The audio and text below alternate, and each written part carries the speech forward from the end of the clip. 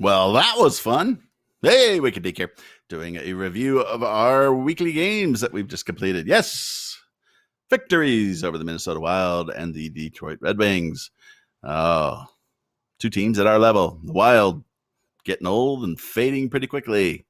And then the Detroit Red Wings, who are actually rebuilding, probably a little ahead of us in the rebuild when you look at some of their forward talent, but also suffering some brutal injuries.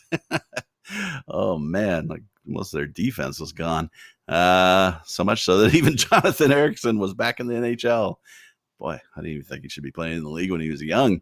But the Wild game, well, it was the best game of the year for the Kings. And yes, I know they've had more impressive wins from a scoring standpoint, but just 60 minutes of play, there wasn't a single brain fart of consequence. Certainly, I thought there was a clean game. They looked like they knew what they were doing. It was full 60 minutes and really solid. I couldn't really think of anything to complain about. Well, except not scoring more goals. But really, that just kind of comes down to our talent. Even when things go really well, we just don't have a lot of sniping talent. It's on the way. We're just going to have to wait for a couple of years. But the good sign, of course, is that if they play the structure and they stick to it and nobody, goes off the hook, then they can be impressive. Now, I know everybody's going to say it's because Kovalchuk's out of the lineup. I think it's a bit more than that because we've had defensive problems in other areas as well. Some of our defenders, Wagner, of course, has been right up there for a few. We even had Luffer, the Luffster. Some of these guys. The Red Wings game was a little disappointed because I had picked the Kings to beat the Wild. And yes, you can call my 1-800 number to sign up for my weekly predictions. It's only $29.95 a week. I encourage you to do it. But I had predicted they were going to lose to the Red Wings. And I was right until he screwed it up again. Yes, Kempe. He's ruining the entire season. It's good to see him score. Get off the schneid there. Kempe, whew. I mean, you got to be happy for him. One, I bet he wishes Muzzin was still here. But two, one goal in 19 games, that's pretty painful. Well, 18 before that, I guess. And two, actually 17. He's getting better every minute. But now he's got two. So maybe this will launch him into a wild, streaky goal-scoring thing where he scores like 30 goals in the next 60 games. I wouldn't count on it, but hey, nonetheless, good for him. And then, of course, overtime with the magic assist, which we'll talk about in a second. But 2 wins. So, hey, good for the Kings. Now, of course, the level of competition theoretically is going to pick up. We got Vegas coming in, although Vegas isn't playing very well. If you watched them against Chicago the other night, Chicago pretty much did a number on them, I thought. And we have Arizona coming in. Arizona's going to be fascinating to watch because, of course, it'll be our first time meeting up with the hot dog. So let's see what kind of mustard he's laying out. But the Coyotes playing well. I didn't look at the standings today, but they're right around second in the Pacific. Very strong defensively. And, they get opportunistic goals. So they kind of look like what the Kings used to look like during the Cup runs in that sense. Not the biggest team, but they play that kind of defensive style. So it'll be interesting to see how the Kings structure plays out against that. But nonetheless, hey, 2 wins during the week. All kinds of crazy news. Covey, he's out. Gabe is, going to start practicing with the rain. I mean, wow. Much more exciting week than I was expecting. Mr. Minus 30, of course. Dwoo, Daddy. So I'm interested to know what you think of Daddy, how he's playing. Now, let me, of course, expose my bias. I like Daddy, his mouth. When he's saying all these things. I know a lot of people don't. But I'm really kind of sick of the players who speak but don't actually say anything. So I like when Doughty's mouthing off. I think it adds something to the game, particularly with the NHL becoming so soft with them getting rid of fighting and really, moving a lot of the physicality out of the game. We need something a little bit better than just, the Swedish Hockey League moved over here. But if you know Doughty, of course, and you've probably been reading about him, his metrics this year as a defensive player have been awful. He's pretty much regularly the worst rated defender on the Kings.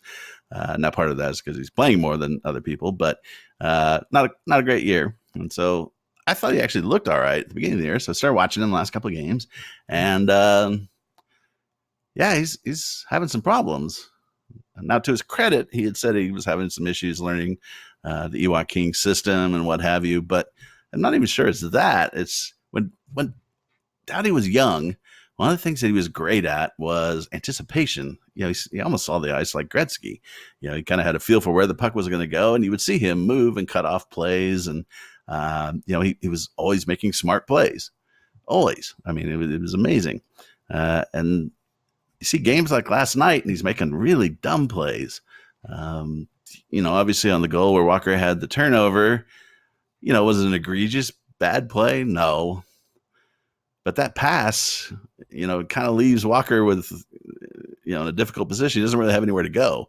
And the fact that he's on his offhand, that's something that Doughty should realize. I mean, he shouldn't be giving him that pass. It's just, you know, it's just a difficult situation. He did that a number of times last night to Walker. And to Walker's credit, you know, he dealt with it most of the time. But then Doughty had some egregious turnovers.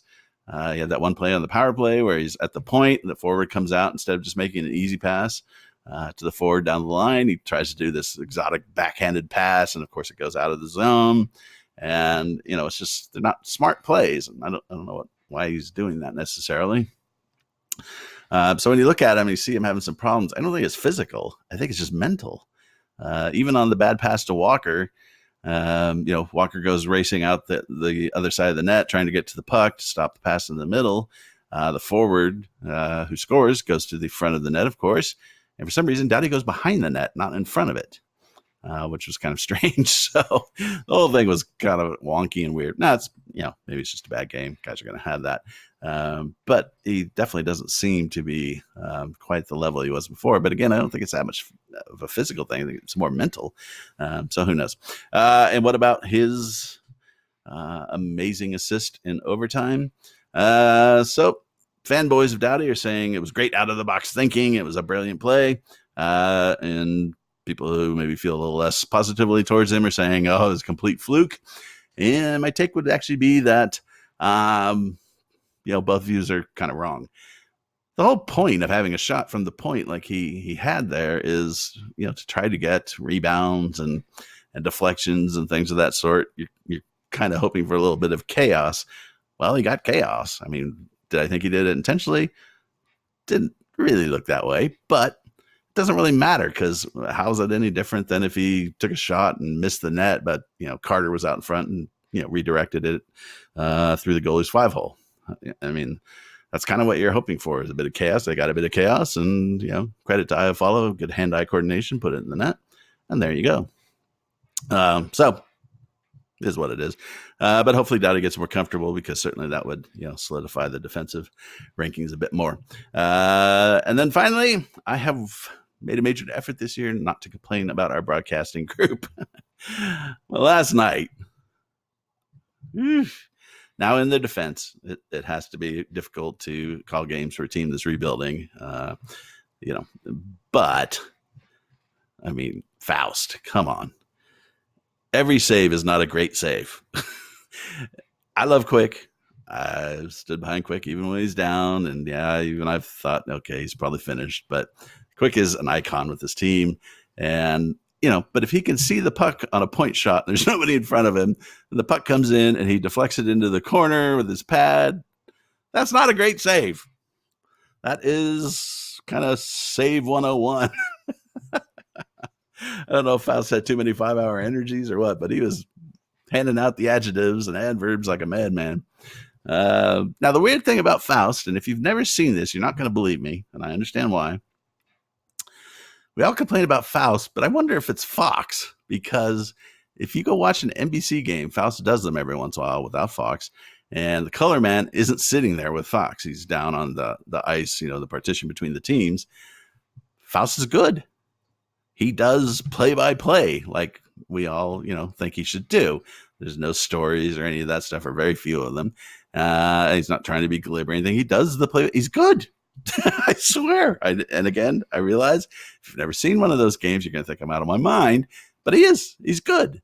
Next time he's doing an NBC broadcast, particularly not a Kings game, watch it. You'll be shocked. Maybe it's just the interaction between them. Maybe it's just because it's a rebuilding team, but who knows? And then Foxy is he gets a little carried away as well. Look at the relief on Adrian Kempe's face. Adrian Kempe has never shown any emotion, and I didn't think he showed it last night. He's always had this kind of Swedish serial killer look to him, the dead eyes, the whole deal.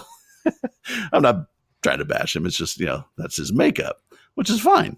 But, look at that relief on some. No, I'm sure he was very relieved to score a goal, but, he's making it like Kempe's dropping to his knees and, thrusting his arms to the heavens. And then, of course, Matt Roy, the greatest double shuffle in the history of the NHL. Guys, stop it right here. Look at how Roy, he just shuffles a little bit here to change the angle. Maybe. Or maybe he was shuffling forward because he was actually standing outside of the offensive zone so that if somebody passed to him, it would have caused an offside.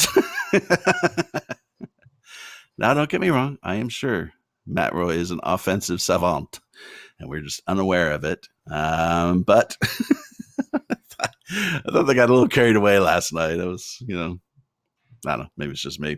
Again, 2 great wins for the Kings this week. I didn't think either of the games were, majorly exciting, which maybe that's the way the Kings need to play to win. I mean, you watch the Islanders games.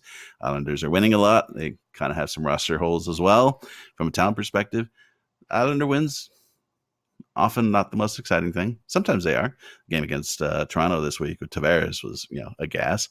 But, maybe that's just the way it's all going to play out. And so the broadcasters have to work extra hard. But some of the calls. Oh, and then the final one, of course, from Faust. When Fabry came into the offensive zone and Walker's standing there in front of the net, Fabry starts losing his balance. He runs into Walker and falls on the ice. Huge hit. I'm like, no, that wasn't a huge hit. That was a drunken stumble into the defender. Oh, like I could do better. So anyways, we got Vegas on Saturday, the dreaded matinee game. And then Arizona coming in. I'm looking forward to Arizona. I really am. Can't wait to see the first sighting of the hot dog, see how he's doing. He hasn't been scoring as much as I bet they had hoped. But Arizona's obviously playing a bit more of a defensive system than Pittsburgh did. But nonetheless, the hot dog, he's one of my idols. A man completely out of shape playing professional hockey. It's a beautiful thing. Enjoy your weekend. Dig out.